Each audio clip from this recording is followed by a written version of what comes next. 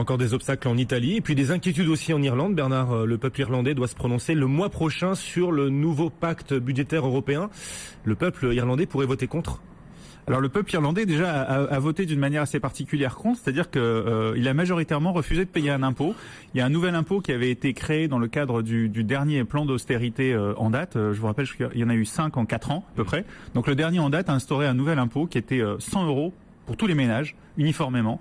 C'est une taxe foncière. Il se trouve que, de l'aveu même du gouvernement irlandais, 50% des ménages n'ont pas payé cette taxe foncière.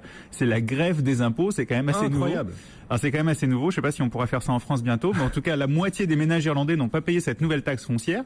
Et ce qui se passe, c'est que le mois prochain, on a un référendum, comme les Irlandais le font souvent, pour approuver le plan d'austérité. Donc on va pas demander au Parlement, on va demander aux électeurs et aux contribuables accessoirement, est-ce que vous êtes d'accord ou pas pour ce plan d'économie.